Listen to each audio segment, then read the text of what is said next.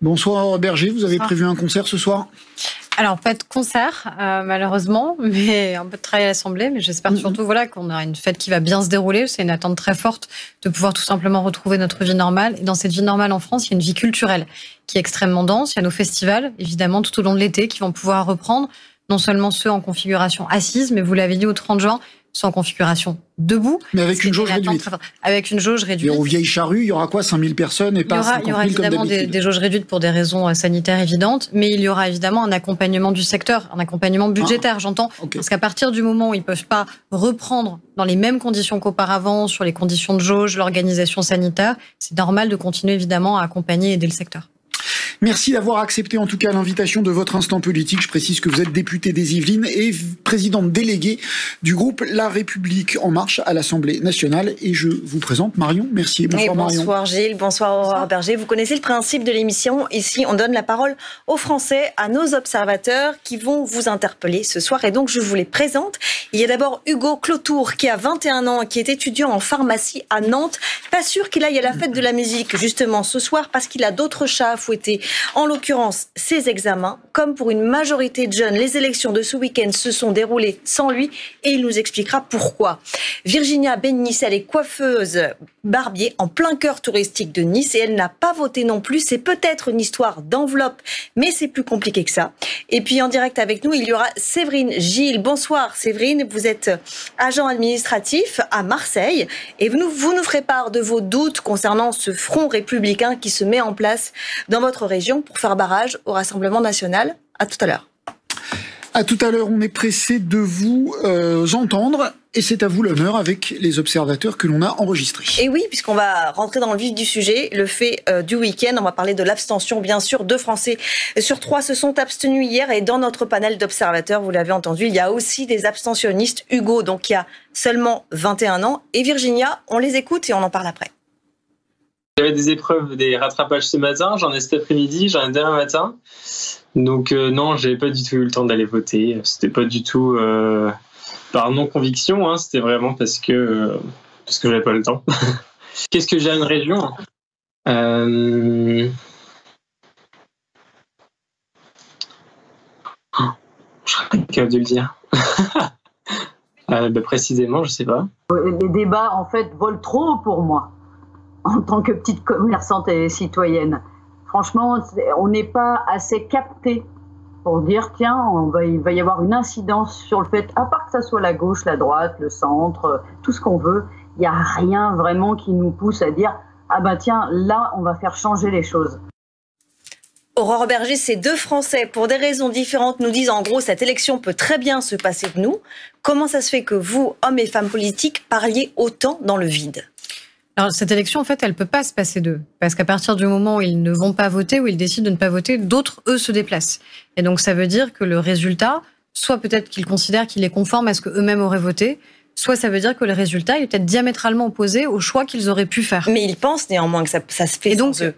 Mais en fait, c'est ça mon point, et c'est ce pourquoi je suis là ce soir, et c'est pourquoi aussi je suis présente sur le terrain, je suis présente dans les médias, c'est que la politique, elle se passe pas des Français. La vie démocratique, elle n'existe que parce qu'il y a des gens qui vont voter.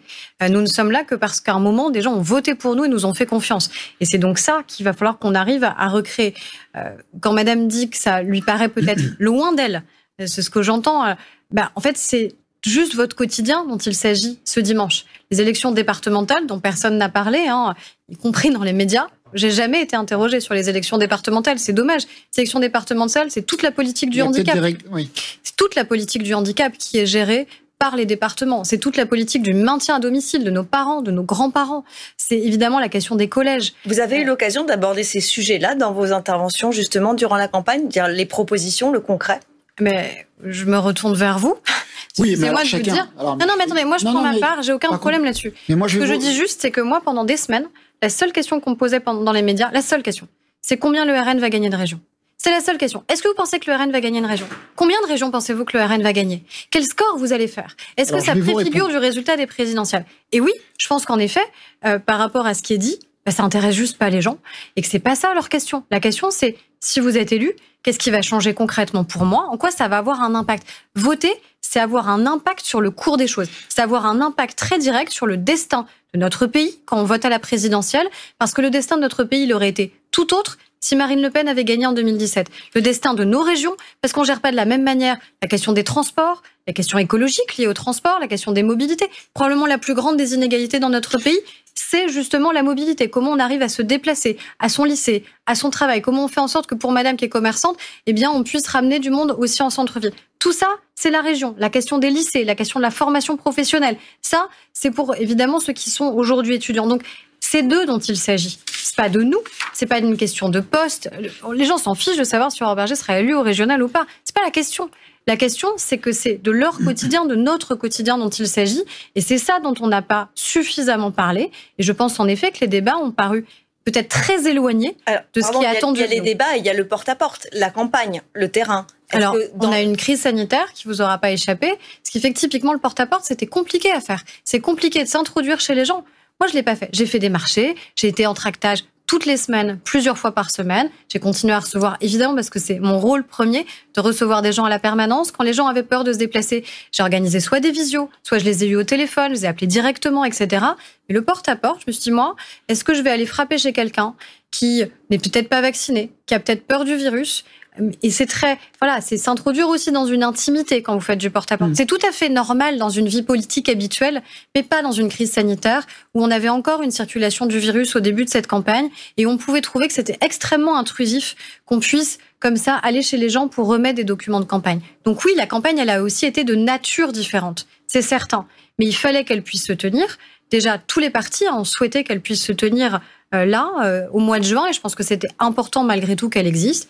Il y a un second tour. Moi, ce que j'espère, c'est qu'encore une fois, ceux qui se sont pas sentis concernés au premier tour se sentent concernés au second tour. Parce qu'encore une fois, c'est pas du quotidien des hommes politiques dont il s'agit, c'est du quotidien des Français dont il s'agit sur les élections départementales et régionales. Alors, c'est vrai que depuis ce fantastique tremblement de terre démocratique d'hier, avec ce chiffre catastrophique de l'abstention, chacun se renvoie la responsabilité. Et c'est vrai que nous, journalistes, incriminons parfois le discours des politiques, et vous dites, on ne peut pas parler dans les médias, et pour nous défendre, je dis, il y a des règles du CSA. Peut-être faudra-t-il les interroger. Rien n'empêche, par exemple, qu'on explique aux gens quelles sont les compétences des départements, des régions, à quoi ça sert, tout simplement. Oui, d'accord. Enfin, ça, je pense que les compétences des régions, c'est dit, redit, re-redit, et c'est accessible. Et le même Thomas, qui certainement est très habile, le même Hugo, qui est très habile pour trouver des choses sur Internet, vous tapez compétences des régions sur Internet. Bien d'accord, chacun peut faire son travail-là. Très facilement. Je voulais juste dire un mot sur les règles du CSA. Je voulais aussi l'expliquer aux téléspectateurs. Si nous parlons des cantonales et si nous parlons des propositions de l'un ou l'autre des candidats, nous sommes obligés de donner la parole dans les mêmes conditions de temps de parole à tous les candidats. Je ne sais pas combien il y a de milliers de cantons en France. Ce n'est pas si facile que ça. Voilà. Donc, on doit tous progresser. Ça nous interroge tous. Et je ne pense pas que la solution soit de nous incriminer les uns les autres. Je pense qu'il faut juste il est vrai qu'on doit changer un certain nombre de choses. Je voudrais vous montrer une statistique absolument effrayante sur l'abstention, c'est celle du vote des jeunes, parce qu'on n'a pas beaucoup voté hier, mais on a voté très différemment, on a voté à peu près pareil selon sa catégorie socio-professionnelle. Il n'y a pas de différence énorme que l'on soit riche ou pauvre. En tout cas, il y a une différence énorme selon que l'on soit jeune ou vieux. Les 18-24 ans se sont abstenus, si on peut la laisser un petit bout de temps, se sont abstenus à 87%, les 25-34 ans à 83%. Si on l'inverse, ça veut dire que 15% seulement des jeunes participent au choix dont vous avez parlé, alors que à 70 ans et plus, 60% des gens participent. Qu'est-ce qu'on fait? Mais vraiment, à terme, je vous parle pas de dimanche prochain, parce que dimanche prochain, bon, on verra, mais comment peut-on rénover la vie démocratique, changer les choses, pour qu'on ne soit pas tous les dimanches d'élection contraints de commenter ce genre de chiffres? Je crois que la question, c'est pas la question de la modalité du scrutin. C'est-à-dire la question, là où je suis pas d'accord avec votre téléspectateur, mais on pourra en débattre avec lui.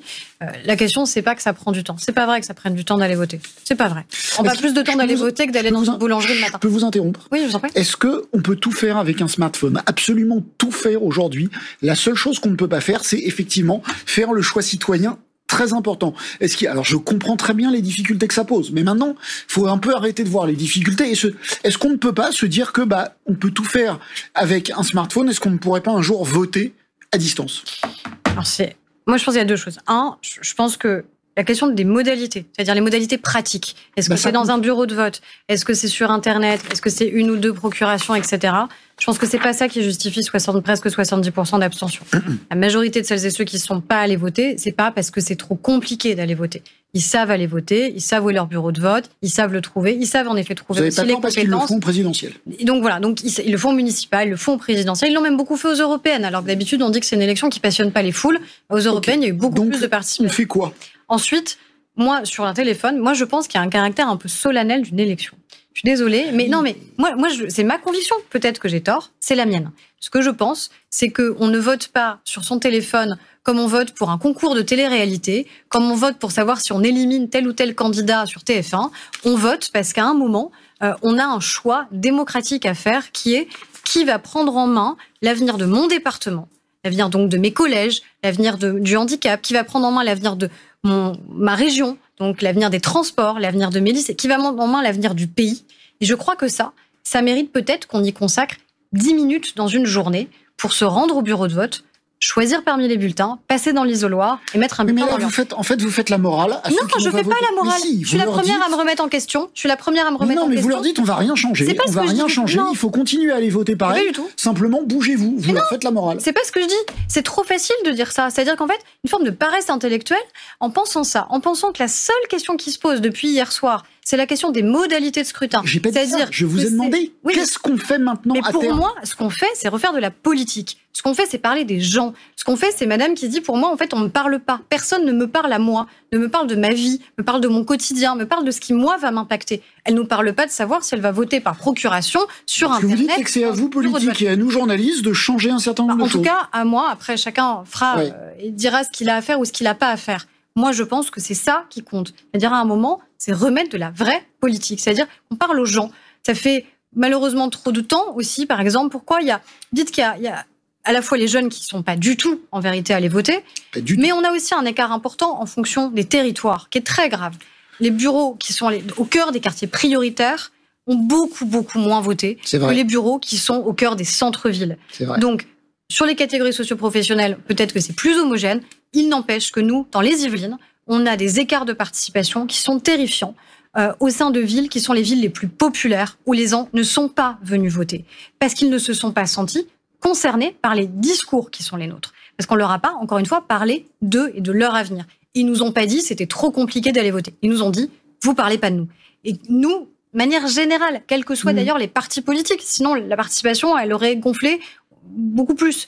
Donc je pense que c'est ça notre enjeu. C'est assumer d'avoir une clarté politique, de dire à un moment qui on est concrètement, quels sont les projets politiques, quelles sont les visions qu'on porte pour la société, qu'est-ce qu'on porte sur la justice sociale, qu'est-ce qu'on porte sur l'écologie, qu'est-ce qu'on porte sur l'identité de ce que doit être notre pays demain, sur la sécurité, quels que soient les sujets, et qu'on soit clair par rapport à ça, qu'on ait un cap clair, que ce soit pour la majorité présidentielle, je le dis, il faut qu'on soit beaucoup plus au clair avec ce qu'on est, avec ce qu'on porte, avec ce qu'on pense, et que ce soit aussi pour les autres partis politiques, parce qu'à l'intérieur des partis politiques, c'est une cacophonie invraisemblable. Et qu'en fonction des gens qu'on interroge, qu'on interviewe, on n'a pas le même discours. Donc ça veut dire quoi aujourd'hui, voter à droite ou voter à gauche? Vous avez commenté tout à l'heure au début une fusion qui existe entre 3 candidats en Île-de-France. D'accord, mais pour moi c'est tout à fait lié quand même à ça. C'est-à-dire comment on arrive à s'y retrouver quand en fait on s'est affronté mordicus au premier tour en disant qu'en vérité on n'avait pas grand-chose en commun, y compris dans les propositions. Puis à la fin, comme on espère quand même, parce que le seul projet, c'est d'arriver à faire basculer une région et à battre la présidente sortante, parce que c'est ça qu'ils disent. Ils disent pas le projet pour lequel ils sont, ils disent le projet contre lequel ils sont.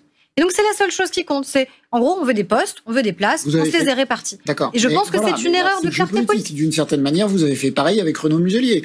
Vous vous êtes allié parce que vous n'étiez pas pour quelque chose, mais contre Thierry Mariani. Excusez-moi de penser qu'il y a quand même une toute petite différence entre Valérie Pécresse et le Rassemblement National. C'est pas forcément, voilà, qu'il y en a un qui est une menace. Et que l'autre, on peut avoir des désaccords politiques, mais c'est pas de la même nature. On va faire de la politique celle que les gens ne veulent plus. Effectivement, c'est l'union de la gauche. La victoire de Julien Bayou, qui est mathématiquement possible aujourd'hui, on va peut-être voir les chiffres, le total gauche est assez supérieur. Quand on fait le total des 3, voilà, si vous faites le total des 3, vous arrivez au-dessus des 35,9 de Valérie Pécresse.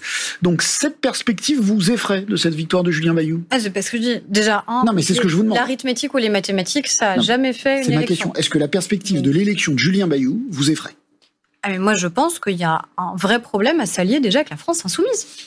C'est-à-dire que de fait, là, on nous explique que tout est normal et que c'est tout à fait légitime de s'allier avec l'extrême gauche de Jean-Luc Mélenchon, de Clémentine Autain, qui est une gauche qui a défilé avec les mouvements indigénistes et racialistes dans notre pays de manière très claire, qui est une gauche qui s'est référée au CCIF, qui est un mouvement qui a été dissous parce qu'islamiste et parce que mis en cause dans l'assassinat et la décapitation de Samuel Paty. Est-ce qu'on peut vraiment assumer de s'allier avec ces personnes-là? Est-ce que le Parti socialiste, qui était un grand parti dans notre pays, peut accepter de s'allier avec ces personnes-là? Anne Hidalgo elle-même dit qu'il y a un problème républicain avec Europe Écologie Les Verts. Mais au final, quand il s'agit de gagner, tout est oublié. Les valeurs, on les oublie. Vu le danger que vous semblez voir devant nous, est-ce qu'en maintenant votre liste, vous allez aussi, vous prenez les risques de faire élire Julien Bayou? Elle n'a pas tort. Mais en maintenant notre liste, on assume une clarté politique qui est qu'on a porté un projet au premier tour, on nous a qualifiés au second tour, nous considérons qu'il n'y a aucun risque que le Rassemblement national puisse gagner en Ile-de-France. Ils ont fait un moins bon score en 2021 qu'en 2015. Et tant mieux, je m'en réjouis. Et encore une fois, si l'addition des voix au premier tour faisait Julien Bayou, Julien Bayou est le cauchemar que vous dites, la logique serait que vous vous retiriez. Et je crois surtout qu'il ne va pas gagner. Je crois surtout qu'encore une fois, il y a un certain nombre d'électeurs de gauche qui vont voter pour la majorité présidentielle et Laurent Saint-Martin au second tour parce que justement, ils n'acceptent pas le dévoiement des valeurs républicaines et qu'ils ne veulent pas d'alliance contre nature avec la France insoumise et avec une partie d'Europe Écologie Les Verts. Et je pense qu'il y a des électeurs de gauche qui croient à l'écologie, qui croient à la justice sociale, mais qui refusent tout simplement que les valeurs républicaines tombent et qui ne leur feront pas confiance au second tour. Donc je ne crois pas à l'addition de leurs 3 résultats du premier tour. Je crois qu'ils feront moins, je crois que nous ferons plus, et je crois que ça permettra de démontrer, tout simplement qu'on peut s'inscrire dans la durée aussi pour l'Île-de-France.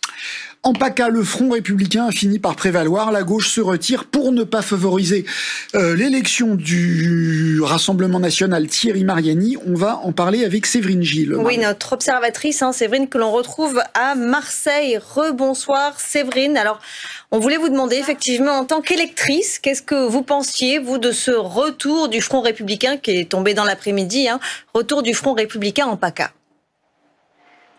En fait, j'écoute attentivement depuis tout à l'heure et je trouve qu'on a vachement de problèmes finalement quand on est un politique de savoir avec qui on va s'allier, si on reste, si on se retire. Je trouve que globalement tout ça, le citoyen lambda, il se pose pas cette question-là en fait. Moi, ce qui vraiment me préoccupe, c'est plutôt l'abstention. L'histoire du Front républicain, c'est pour moi un phénomène qui est... l'électeur, il sait ce qu'il doit voter. En fait, on infantilise beaucoup en disant aux gens, on leur fait la morale. Ça aussi, je rejoins beaucoup ce qui a été dit. On nous fait beaucoup la morale. On nous explique ce qu'on doit faire, ce qu'on ne doit pas faire, pour qui on doit les voter, pour qui on ne doit pas les voter. Et surtout, de faire Front républicain au dernier moment, ça c'est super important. En fait, vous planez, on est en dehors de tout ça, dans la vraie vie, dans le quotidien. Il y a des gens qui ont besoin d'un boulot, il y a des gens qui se battent tous les jours, du matin où ils mettent le pied sur le sol jusqu'au soir où ils se couchent, ils se battent pour simplement qu'on respecte leurs droits. Et je crois que le monde politique s'écarte, mais de plus en plus des préoccupations quotidiennes des citoyens, en fait. Alors, vous, Séverine, justement, vous êtes face à ce dilemme parce que vous êtes de sensibilité de gauche. Est-ce que vous vous sentez prête à voter pour Renaud Muselier dimanche prochain, par exemple? Moi, aujourd'hui, je ne sais pas ce que je fais.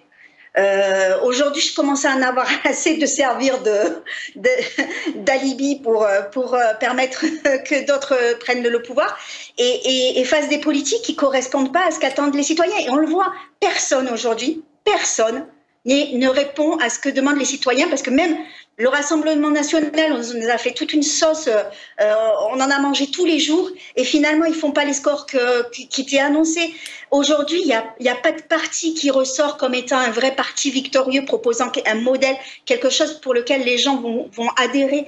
Je crois qu'on est vraiment, on est loin, parce que dans le quotidien, aujourd'hui, qui va nous donner du boulot? Qui va nous permettre que nos enfants auront un avenir? Les jeunes ne sont pas allés voter. Et parce que les jeunes pensent qu'ils n'ont pas d'avenir. Aujourd'hui, ils se le construisent eux-mêmes. Ils font appel à eux-mêmes. Ils se débrouillent comme ils peuvent pour s'en sortir, et ils n'ont pas l'impression qu'il y a un parti ou qu'il y a un pays qui vraiment leur propose quelque chose pour eux, pour la jeunesse. Séverine, on va juste revenir au Front républicain et entendre la réaction à ce que vous avez dit d'Aurore Bergé, notamment sur l'infantilisation des électeurs à qui on dit ce qu'ils doivent faire alors qu'ils le savent peut-être très bien. Alors, moi, je suis d'accord avec vous, madame, c'est-à-dire que moi, je ne considère pas qu'il y a des gens qui votent bien ou qui votent mal en fonction de ce qu'ils auraient voté. Parce que ça, en fait, ça veut dire qu'on considère qu'ils ne votent bien que quand ils votent pour nous. Jean-Luc Mélenchon, je voyais qu'hier, il proposait de revoter s'il n'y avait pas assez de participation. Bon, ça peut durer longtemps. Et donc, en fait, ça veut dire que tant que les résultats ne nous satisfont pas, on considère que les résultats sont mauvais. Ça ne marche pas comme ça, une démocratie. En démocratie, les Français viennent voter ou ne viennent pas voter, mais ils ne votent pas bien ou mal.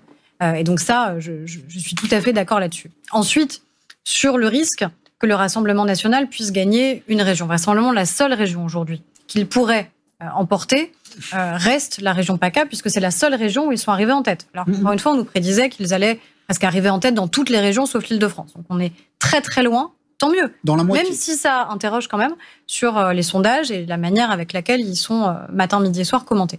Mais de fait, moi, je considère qu'il faut tout faire pour que le Rassemblement national ne puisse pas accéder à la tête d'une région. Parce que les valeurs qui sont portées par le Rassemblement national, l'histoire qui est celle du Rassemblement national, est diamétralement opposée à ce que je suis, à ce que je souhaite pour cette région, même si ce n'est pas la mienne, à ce que je souhaite pour le pays, tout simplement. Mais est-ce qu'on ne peut pas laisser les Français décider d'eux-mêmes de faire barrage ? Mais les Français, vous savez, ils décideront. Soit ils s'abstiendront, soit ils voteront blanc, soit ils voteront Renaud Muselier, soit ils voteront Thierry Mariani. Donc ils ont le choix. Mais donc, si les électeurs ont un choix en moins ce soir, celui de Jean-Laurent Félicia. Oui, mais ça appartient aux candidats de choisir, de fusionner, de se maintenir. Vous étiez la première il y a quelques minutes à me dire pourquoi vous désistez pas en Île-de-France. Et là, vous me dites pourquoi ils se maintiennent. Enfin, c'est pas, excusez-moi, mais c'est pas très cohérent. Soit il faut se maintenir et ça a du sens. Et donc l'offre qu'on propose en Île-de-France, c'est cohérent. Vous êtes pour un front républicain en PACA et vous n'êtes pas pour un front anti-Mélenchon-Bayou en Île-de-France. Donc ce que je dis, c'est qu'en PACA, ils peuvent gagner, pas en Île-de-France. C'est une grande différence quand même de pouvoir gagner ou pas une élection. En PACA, ils peuvent gagner. Et moi, je suis désolée, je n'ai pas été élue en 2017 pour être un marchepied au Rassemblement national. On a été élue en 2017, au contraire, sur la promesse qu'on ferait tout pour que le Rassemblement national n'accède pas au pouvoir. Si le Rassemblement national gagne une région, vous savez bien que ça crée un précédent. Ça crée un précédent qui sera un précédent, pas juste parce qu'il y aura un émoi médiatique et beaucoup de commentaires, mais parce que derrière, ça peut créer un précédent pour une campagne présidentielle. Je ne le souhaite pas et je ne le souhaite pas pour l'avenir de cette région. Séverine, ce discours, vous le comprenez ou il vous énerve ? Non, moi, il m'énerve un peu parce que ça va plus marcher au bout d'un moment. Ça s'essouffle, ça tient pas. C'est des choses qu'on a l'impression de toujours revivre. Les gens, les citoyens, le problème qu'ils vont avoir, c'est qu'à un moment donné, ils se reconnaissent plus là-dedans. Ils servent juste de barrière contre quelqu'un. Aujourd'hui, dans les gens qui votent Rassemblement national, on trouve de tout. On trouve de tout. Bien. Et à un moment donné, là, on sert juste, le citoyen sert juste à faire un barrage au Rassemblement national. Mais essayons de convaincre les gens de ne plus voter Rassemblement national et de voter autrement, et de voter autre chose. C'est ça qui est intéressant. Mais c'est ça, madame. D'utiliser des citoyens, d'utiliser l'urne juste là, aujourd'hui, et demain, on ne parle plus de nous. Demain, les citoyens, ils retournent à la maison et ils retournent à leurs tâches et on n'a plus besoin de nous. C'est trop facile de venir nous chercher juste à ce moment-là. Et oui, c'est un peu de la colère parce qu'on a l'impression de revivre ça systématiquement à toutes les élections. Donc, à un moment donné, mettons en place des projets, faisons en sorte que les gens aient envie d'aller voter. Vous dites la même chose, en fait. Et d'arrêter de voter contre. Merci beaucoup, Séverine, pour votre coup de gueule depuis Marseille. Merci d'avoir participé. On va aller dans les Hauts-de-France où la situation est un peu différente parce que vous ne pouvez pas vous maintenir et Laurent Pietraszewski, votre candidat, a appelé à voter Xavier Bertrand. Bien, figurez-vous qu'il y en a un qui vote au Touquet. Dans les Hauts-de-France, il va faire quoi dimanche, le président ? Il va faire conformément non seulement à ce que notre candidat a dit, mais à ce que nos principes et nos valeurs guident. Donc, évidemment, faire barrage à l'extrême droite et donc évidemment mettre un bulletin Xavier Bertrand dans l'urne pour des raisons évidentes. T'imaginez quand même pas le président de la République s'abstenir, voter blanc ou voter pour le Rassemblement national. Donc évidemment qu'il le fera, en conscience, comme je le pense, des millions d'électeurs dans les Hauts-de-France. Vous avez fait 9% dans les Hauts-de-France, malgré 5 ministres en campagne, ce qui, si j'étais taquin, je dirais que ça fait un peu moins de 2% par ministre. À ce niveau de désaveu du corps électoral, est-ce qu'on peut rester au gouvernement ? Moi, je crois, et d'ailleurs, je ne suis pas la seule à avoir dit, qu'en vérité, les électeurs, ils ont répondu à la question qu'on leur a posée.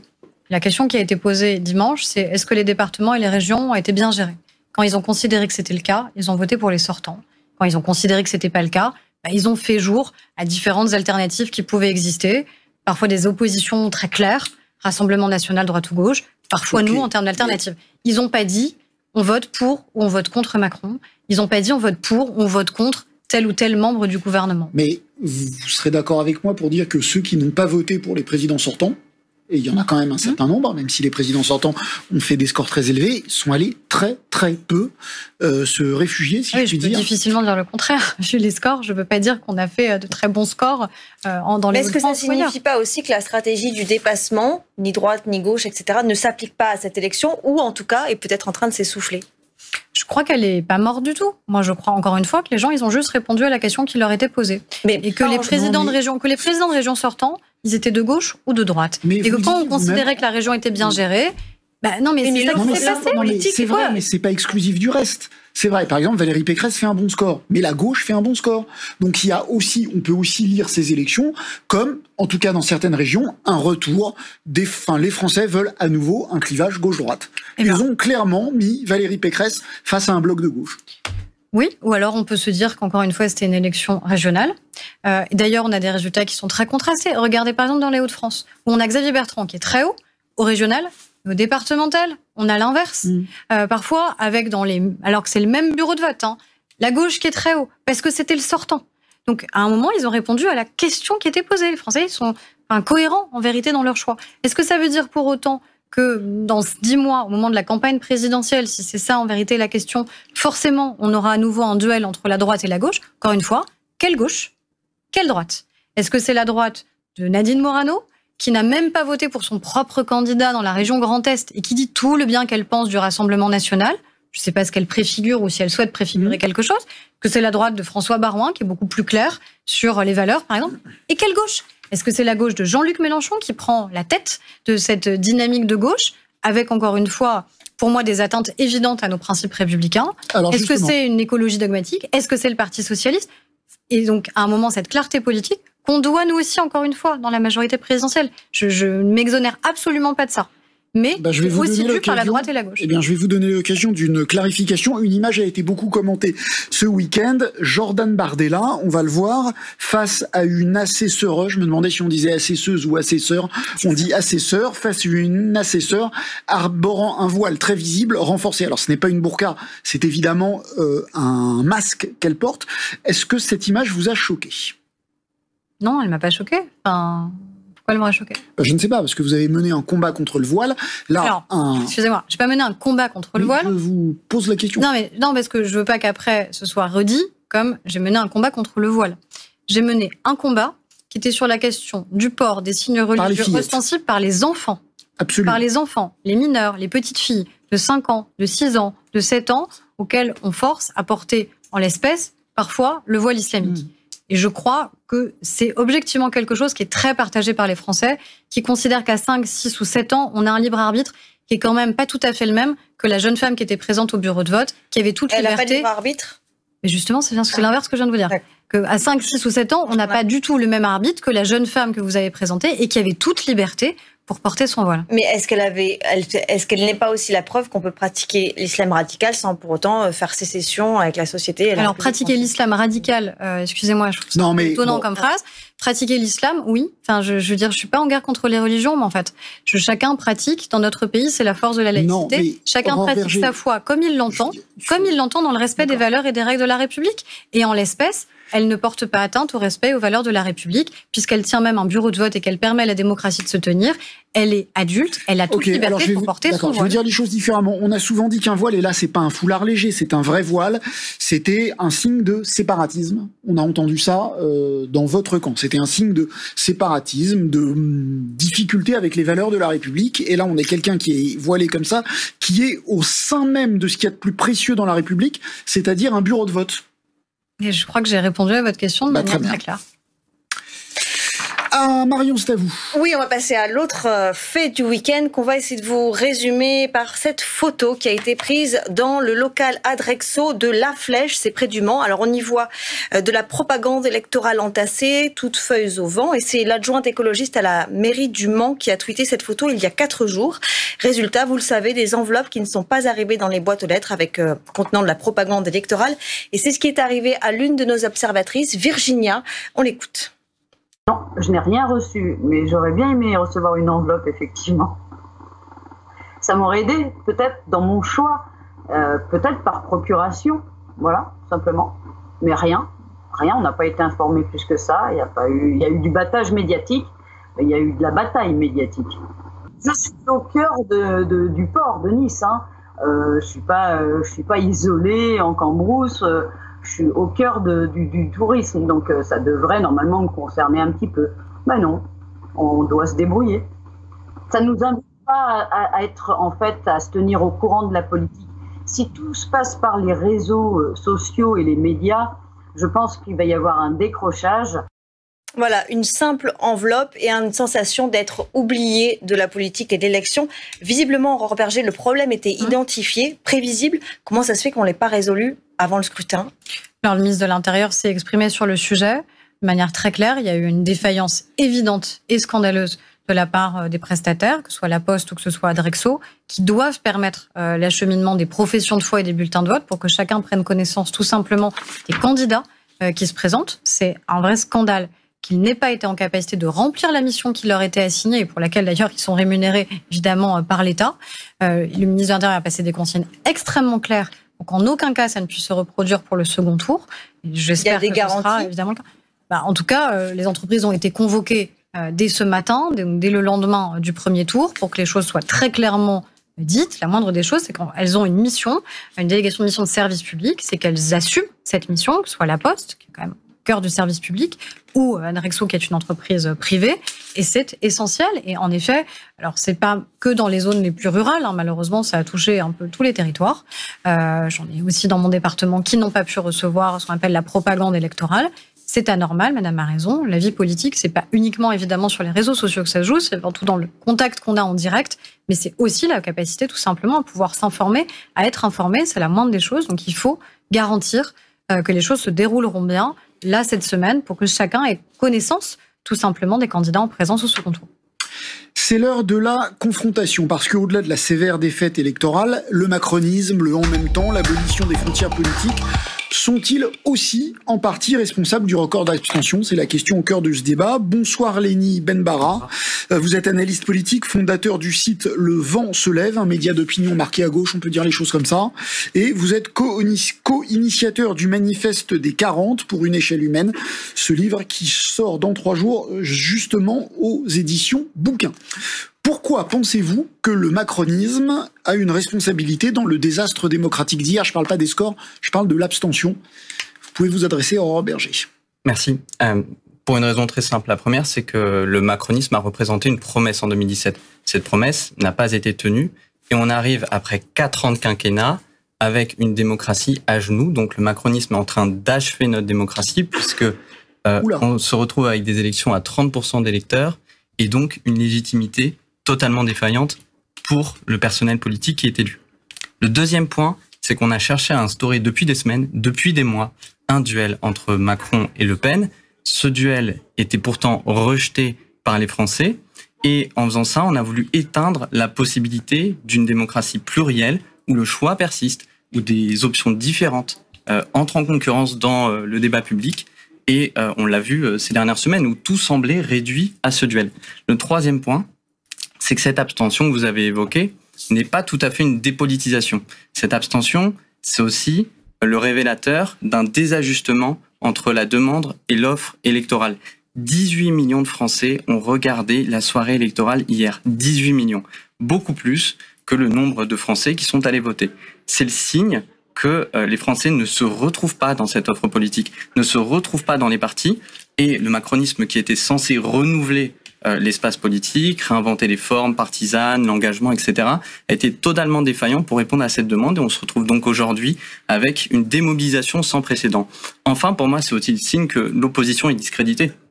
C'était une élection sans enjeu. Le seul enjeu, in fine, c'était de déjouer le duel LREM, Rassemblement National, et c'est ce qui a eu lieu. Aurore Berger. Il y a beaucoup de choses dans ce que vous dites. Tout intéressante. Oui, bien sûr. Sur le premier point, sur la question de la démocratie, de l'achèvement de la démocratie. Déjà, maintenant, nous vous l'exprimez, ce serait presque conscient. C'est-à-dire que on serait finalement, on aurait fait en sorte que la démocratie aille mal. Ce qui est une accusation grave, et je ne pense pas que ce soit ça que vous pensiez. En tout cas, je l'espère pas. Parce que, en fait, non. La République En Marche, et à l'époque En Marche, s'est fondée en 2016 parce qu'il y avait justement un affaiblissement général de l'ensemble des partis politiques. Personne ne sait d'ailleurs ce qui se serait passé en 2017 si Emmanuel Macron n'avait pas été candidat. Est-ce que le Rassemblement national aurait gagné ou non? On ne sait pas. Personne ne peut le prédire.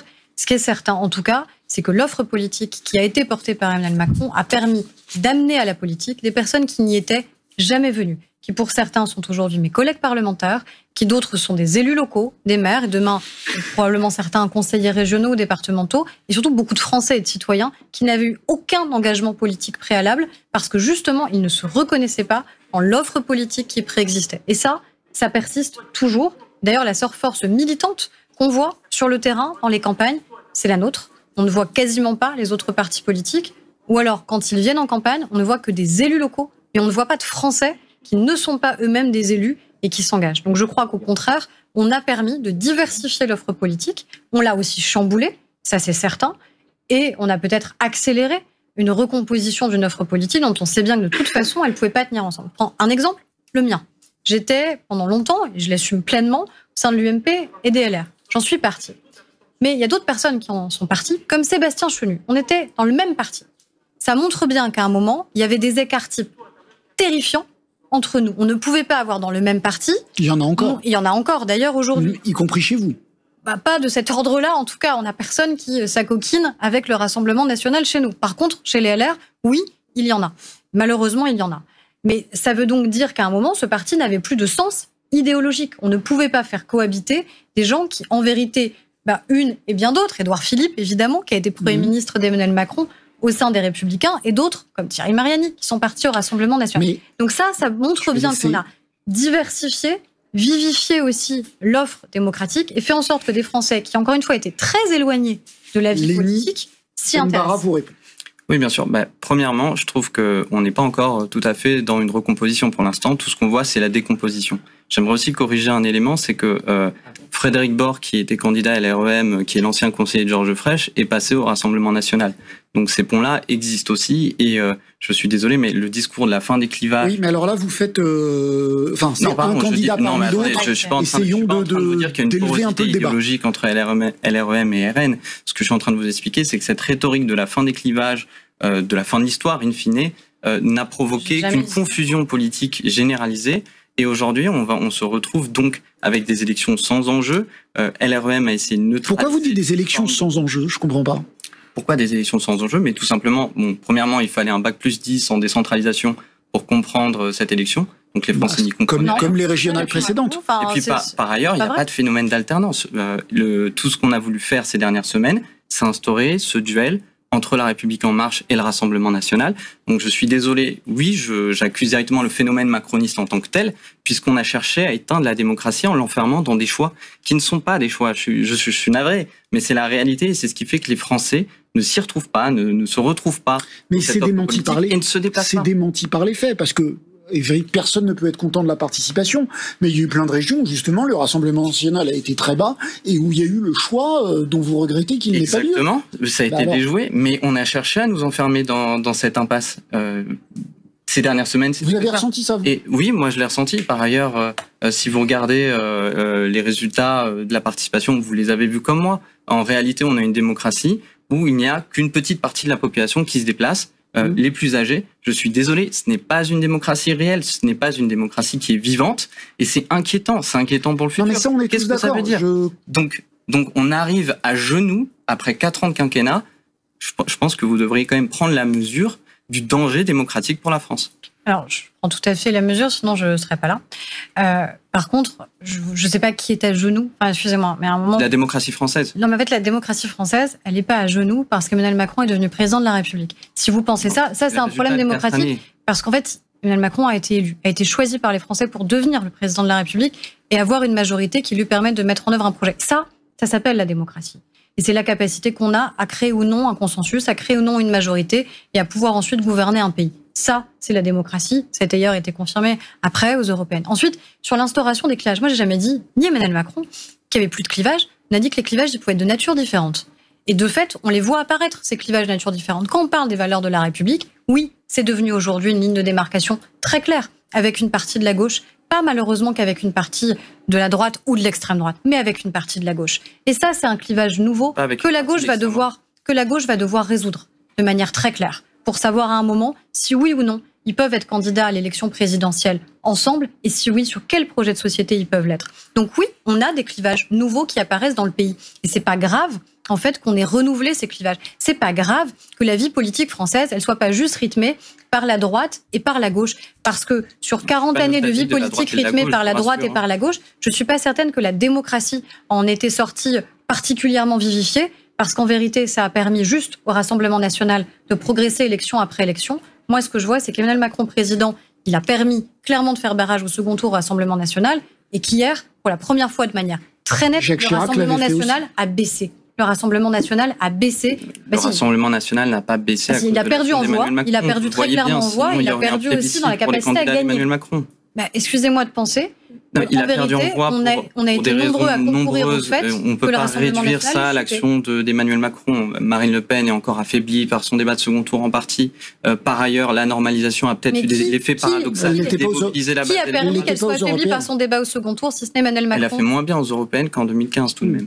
Mais que serait-il passé? La démocratie ne se serait-elle pas essoufflée tout autant depuis 4 ans si ça n'avait pas été évidemment que notre démocratie est à bout de souffle, donc ça implique de la renouveler. Mais c'est ce que par ailleurs on essaye de faire. Vous avez évoqué notre manifeste, donc ce petit livre, qui a pour objet précisément de définir à la fois un horizon écologique et républicain. Parce que la démocratie soit à bout de souffle, qu'il faille la renouveler, je crois qu'il y a peu de démocrates qui, après les résultats d'hier, diront l'inverse. Ce qui est plus compliqué à comprendre, c'est quand vous dites que tout ça est de la faute d'Emmanuel Macron. Non, je vous explique que tout ça est de la faute d'un phénomène, le macronisme, qui a tout fait sauter, mais qui n'a en réalité pas rempli tout à fait le vide qu'il a cherché à remplir. Ça s'entend. Non, mais ça, je l'entends. Enfin, vous savez, à soi seul, on n'arrive pas à remplir le vide.